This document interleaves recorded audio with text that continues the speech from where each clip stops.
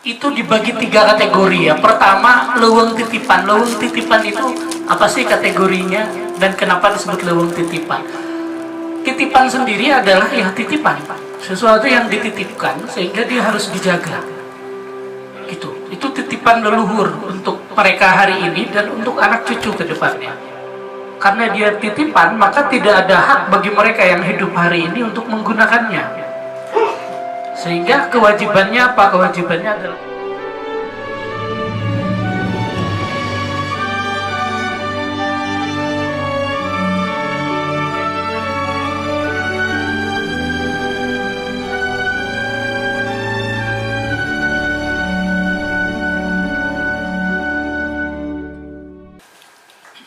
Baik, terima kasih Bapak Andi atas pemaparannya yang sangat luar biasa. Kita di sini bisa melihat jejak-jejak pertanian dari berbagai hal, dari relief, kemudian ada juga sisa-sisa dari biji padinya. Kalau dari relief itu saya jadi teringat dengan kalau misalnya apa ya, kita bandingkan dengan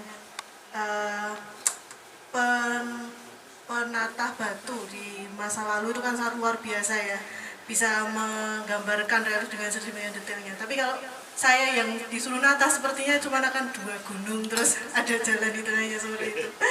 Ya. Kemudian tentang sisa dari padi itu sangat menarik juga. Saya sering melihat di National Geographic itu, misalnya di kebudayaan Egypt itu juga mereka sering menemukan adanya sisa-sisa seperti makanan dan lain sebagainya di pottery seperti itu. Baik, untuk mempersingkat waktu, pertanyaannya bisa disimpan dulu, nanti kita bisa tanyakan di akhir sesi.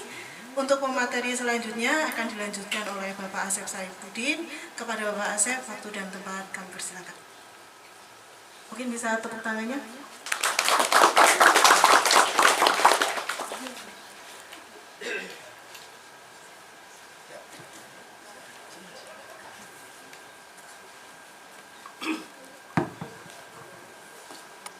baik. Assalamualaikum warahmatullahi wabarakatuh. Selamat siang. Selamat siang.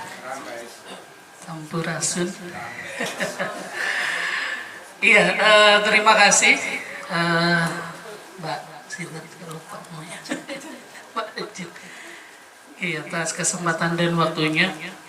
Pertama-tama saya sampaikan terima kasih yang tak terhingga pada guru saya, Pak Minto, Bu Maria. Sebenarnya ini knowledge, sebenarnya saya bukan ahli ya berbicara di sini, ini hanya apa ya, hikmah saya aja sama doa guru saya itu gitu. Kebetulan kemarin kita ngobrol bersama, jadi ya siang ini acaranya ngobrol bareng Mang Asep gitu aja deh. Gitu.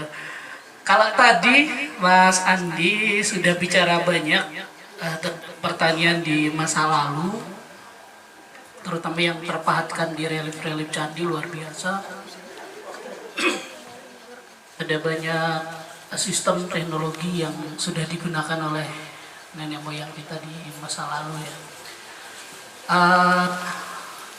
Kalau saya sendiri mungkin ya karena saya bukan ahli pertanian, hanya ya pernah ikut sedikit belajar, meskipun sebenarnya saya anak petani, ibu dan bapak saya petani, sejak kecil mainnya di sawah gitu ya. Tapi kemudian sekarang sawahnya sudah habis berubah menjadi rumah. Gitu. Yang ini saya hanya akan cerita salah satu kampung di Pegunungan Halimun Salak.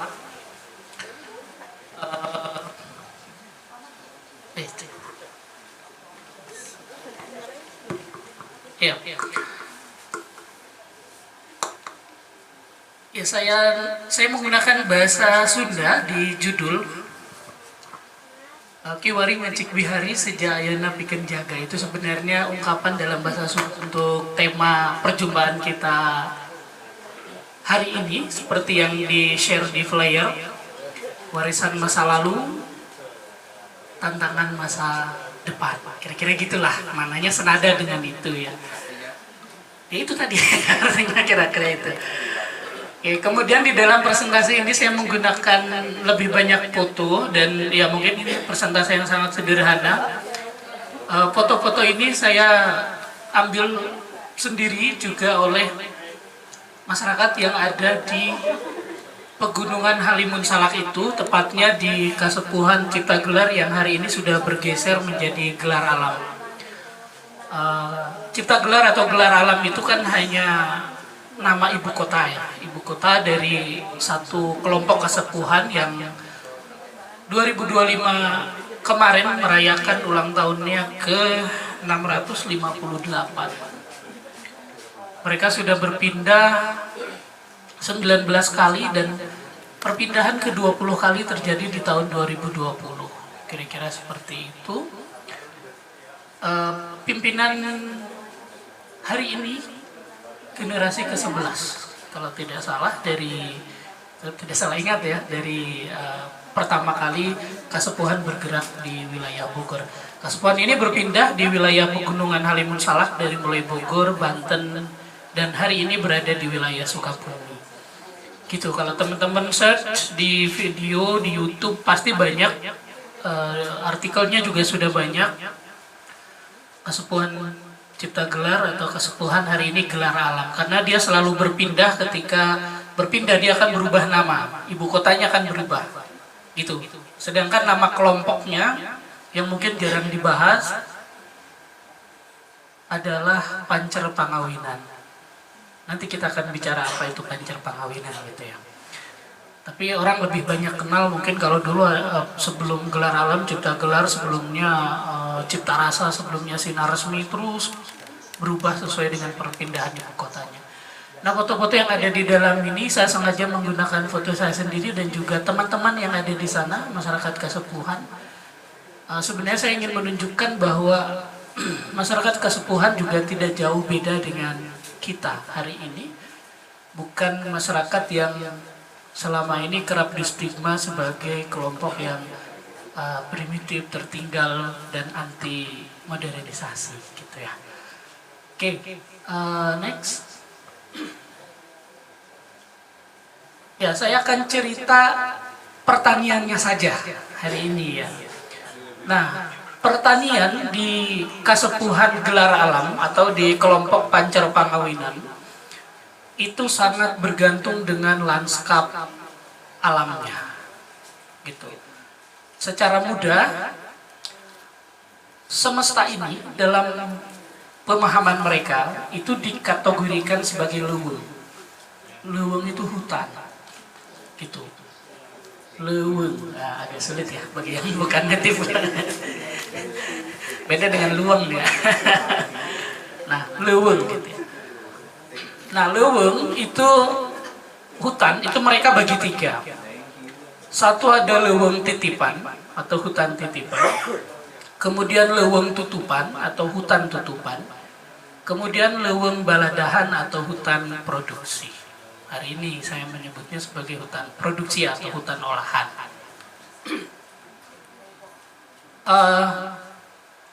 Mana yang masuk leuweung titipan, leuweung tutupan, dan leuweung baladahan? Coba next. Ya. Nah, nah, ini kalau digambarkan kurang lebih seperti ini gitu ya untuk ketiga kategori itu. Ini iseng gambar aja. Jadi kira-kira lanskap yang berbukit itu dibagi tiga kategori ya. Pertama, leuweung titipan. Leuweung titipan itu apa sih kategorinya dan kenapa disebut leuweung titipan? Titipan sendiri adalah ya titipan, sesuatu yang dititipkan sehingga dia harus dijaga. Gitu. Itu titipan leluhur untuk mereka hari ini dan untuk anak cucu ke depannya. Karena dia titipan, maka tidak ada hak bagi mereka yang hidup hari ini untuk menggunakannya. Sehingga kewajibannya apa? Kewajibannya adalah menjaga. Dia harus dipertahankan. Itu leuweung titipan, karena dia titipan dari leluhur untuk anak cucu nanti, gitu ya. Nah, leuweung titipan itu biasanya berada di core atau tengah ya, wilayah yang tidak tersentuh.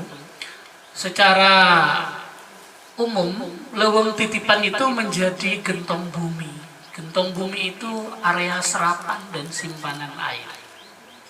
Itu.